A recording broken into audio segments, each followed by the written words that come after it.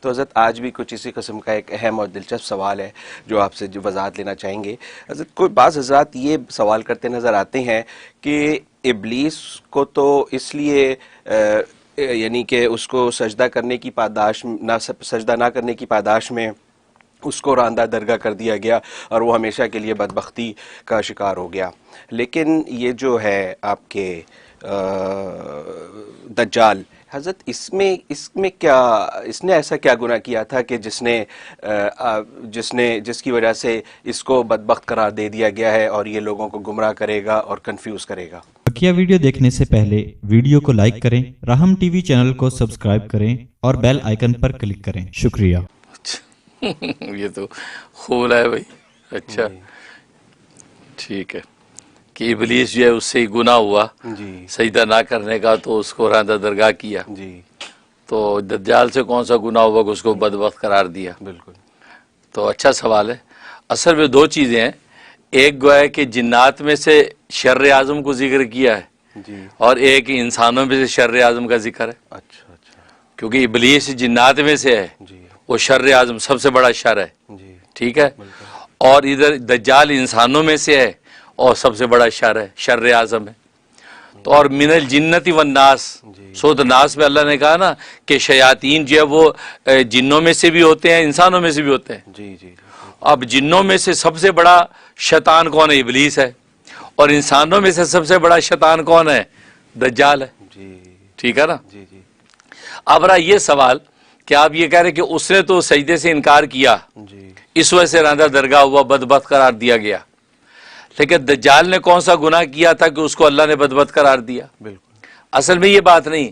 دجال اصل میں اس ابلیس نے جو یہ بات کہی تھی جب اس کو راندہ درگاہ کیا تھا تو ابلیس نے یہ کہا تھا کہ اللہ میاں اب میں تیری یہ آدم جس کی وجہ سے مجھے راندہ درگاہ کیا گیا نا اس کو مسعود ملائکہ بنایا اور مجھے ذلیل کر کے نکلوایا، آدم کی وجہ سے ہوا ہے نا. اب آدم کی جو ذریت اس کی نسل ہے اس کو میں گمراہ کروں گا. ٹھیک. اچھا اس کی جو گمراہی کی جتنی محنت اور مجاہدہ تھا اس کا سب سے آخری جو نقطہ عروج ہے وہ دجال ہے. یعنی ایسا گمراہ پیدا کیا اس نے دجال، ایسا گمراہ پیدا کیا کہ اس نے خدائی کا دعویٰ کر دیا اور خدائی کا دعویٰ کر کے پھر دنیا کے اندر ایسے ایسے کرشمے دکھائے گا کہ جہاں لوگ سمجھے گے یار واقعی خدا ہے. کیونکہ وہ جناب وہ فصلیں اگنے لگیں گی، آسمان سے بارشیں برسنے لگیں گی اور بے دودھ کی بکریاں دودھ دینے لگیں گی اور دودھ والی سوکھ جائیں گی. یعنی ایمان والوں پر آزمائشیں تکلیفیں ٹوٹیں گی، ان کی زندگیاں جہنم بن جائیں گی. اور جو اس کے ماننے والے ہوں گے ان کی زندگیاں پر رونق ہو جائیں گی. اور اس کے ساتھ یہ ابلیس اس کے ساتھ ہوگا. یہ ساری چیزیں ابلیس کر رہا ہوگا کیونکہ ابلیس کو تو اللہ تبارک و تعالی یہ طاقت دی ہے کہ وہ سارے تصرفات کر سکتا ہے. تو اس کی جتنی تائید جو ہو رہی ہوگی یہ وہ ابلیس کر رہا ہوگا، شیاطین کر رہے ہوں گے. اور وہ انسانی شکل کے اندر گویا کہ وہ ایک مرکز گمراہی بن کے وہ لوگوں کو گمراہ کرے گا اور لوگ سوچیں گے یار ہمارے جیسے انسان ہے اور یہ کیسے کمال دکھا رہا ہے اور خدائی کا دعویٰ کر، اس کا مطلب یار یہ خدائی ہے. لوگ گمراہ ہونے لگیں گے. ٹھیک ہے نا. تو گویا کہ ابلیس نے جو کہا تھا کہ میں گمراہ کروں گا اس کی گمراہی کا سب سے بڑا جو نقطہ عروج وہ دجال کی شکل میں مجسم. ٹھیک. اچھا دجال جو وہ شر محض ہے، وہ شر ہی شر ہے کیونکہ وہاں ابلیس پورا کا پورا اس پہ حاوی ہے. یہ نقطے کی بات ہے سمجھنے کی، بڑی علمی بات کہ دجال وہ شر محض ہے کہ وہ اتنا ابلیس اس پہ حاوی ہے کہ اس کا رواں رواں گمراہی اور یہاں تک کہ خدائی کا دعویٰ کر کے مزید گمراہیاں پھیلائے گا. اس کے قتل کے لیے اللہ تبارک و تعالی کس کو رکھا؟ روح محض کو. ایسی روح جس کو روح اللہ کہتے ہیں، حضرت عیسیٰ علیہ السلام، روح اللہ کو اس کی قتل پر فائز کیا. اور روح اللہ کی شان یہ ہے کہ ان کے پیدا ہونے کے بعد شیطان ان تک پہنچ بھی نہیں سکا. تبھی حدیث میں آتا ہے، نبی فرماتے ہیں کہ عیسیٰ علیہ السلام واحد ہیں کہ ان کو شیطان اپنا کچوکا نہیں لگا سکا. ورنہ ہر ایک کی یہ کوک کے اندر وہ انگلی مارتا ہے، انگلی سے مارتا ہے، اپنا اثر اس کے اندر ڈالتا ہے تاکہ کل کو اس کو گمراہی کے راستے پہ لانا آسان ہو جائے. لیکن فرمایا عیسیٰ علیہ السلام واحد ہیں اور ان کی ماں مریم، ان دونوں تک وہ اپنا کچوکا نہیں لگا سکا. ادھر دیکھو ایک ایسی شخصیت جس پہ پورا کا پورا شیطان حاوی، اور ادھر وہ شخصیت اس کے ہلاکت پر فائز ہوئی کہ جہاں ابلیس کا ایک کچوکا بھی نہیں لگا. روح محض اس روح ماز کو اللہ نے اس کے قتل میں معمون کیا، ماشاءاللہ جی ٹھیک. اور اس جیسے اس دجال کی پیدائش عجیب و غریب ہے اور اس کے احوال عجیب و غریب ہے کہ کب سے پیدا ہوئے کب تک زندہ ہے، پیدا ہوئے کب سے، یعنی حضرت نوح علیہ السلام بھی اپنی امت کو دجال سے ڈراتے تھے، اس کا مطلب پتہ نہیں کب سے دجال، ٹھیک. تو اللہ نے اس کے قتل کے لیے بھی جس شخصیت کو پیدا کیا وہ بھی عجیب و غریب طریقے سے آئیں، بغیر باپ کے پیدا ہوئے، عیسیٰ علیہ السلام بغیر باپ کے پیدا ہوئے، نفخہ جبریلی سے پیدا ہوئے. حضرت جبریل السلام نے آ کے جو ہے حضرت مریم کے جو ہے وہ سینے میں پھونک ماری ہے.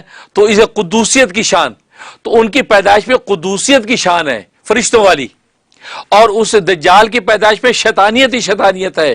تو دائرہ متضاد قوتیں مقابل میں آتی ہے نا.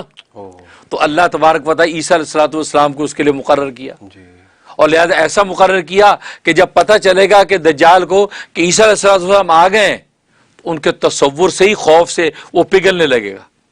حدیث میں آتا ہے کہ ایسے پگھلے گا جیسے پانی میں نمک ڈال دیں، اور وہ دوڑے گا، عیسیٰ علیہ السلام اس کے پیچھے دوڑیں گے.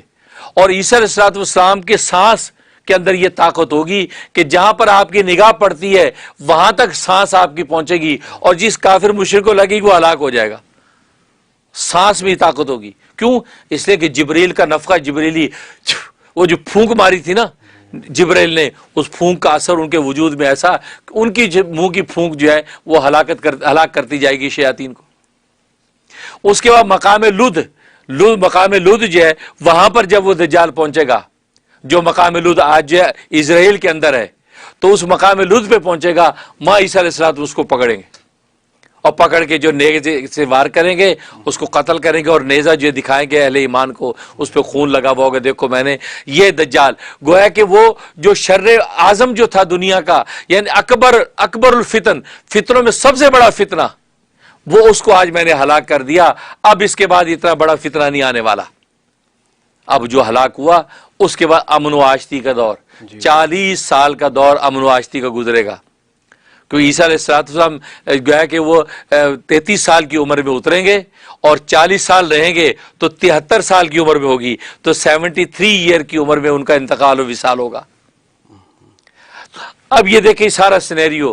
تو گویا کہ ایک بات یاد رکھیں، یہ اللہ کا نظام ہے، بلکہ فطرت کا قانون ہے کہ جب کوئی چیز ختم ہونے لگتی ہے نا، ختم سے پہلے بھڑکتی ہے. جیسے چنگاری بجھنے لگتی ہے تو ایک دفعہ آخری دفعہ بھڑکتی ہے. جانور آپ ذبح کریں تو جانور ذبح ہوتے ہوئے بالکل آخری جب سانس نکلتے ہیں جانور کتنا اچھلتا ہے، سمجھتے یار یہ تو زندہ پہ ہے، نہیں، وہ اب آخری جھٹکا ہی ہوتا ہے اس کا، ٹھیک. تو گویا کہ آخری جب جھٹکا ہوتا ہے تو یہ فیل ہوتا ہے. تو بالکل اسی طریقے سے یہ فتنے جو دنیا کے اندر آ رہے ہیں ابتدا آفرین سے، سب سے بڑا فتنہ دجال کا فتنہ، اور وہ 10 بڑی نشانیاں قرب قیامت کی، جن میں ایک بڑی نشانی دجال کی.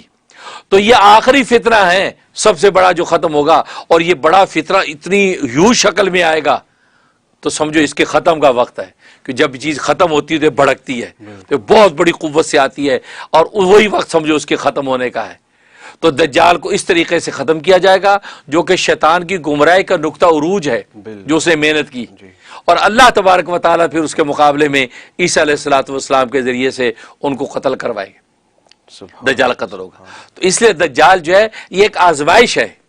یہ آزمائش ہے کیوں کہ یہ ضروری نہیں ہوتا کہ کسی سے پہلے کوئی گناہ ہو. اب اللہ تبارک و تعالی اس کو آگے، اب ہاروت ماروت ہیں، اب ہاروت ماروت فرشتے قرآن کریم میں موجود ہے، اللہ نے دنیا میں اتارے. ان سے کوئی گناہ تو نہیں ہوا تھا، وہ دنیا میں اللہ ان کو آزمائش بنا کے بھیج دیا. تو اللہ بس اوقات کسی کو آزمائش بھی بناتی ہے، اللہ کی تکوینی نظام ہے. تو تکوینی حکمتوں کے لیے آزمائش بنایا، اور اس آزمائش کی وجہ سے دنیا کے اندر وقت گزارا. پھر ان سے جو خطا غلطیاں ہوئیں تو اس سے آگے کوئی سبق اور تعلیم دینا مقصود تھا. ٹھیک ہے نا.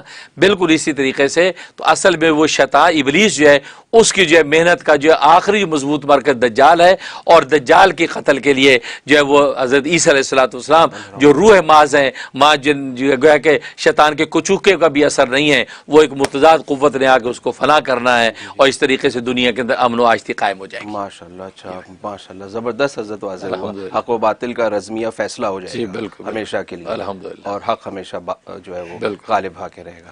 جزاک اللہ خیر.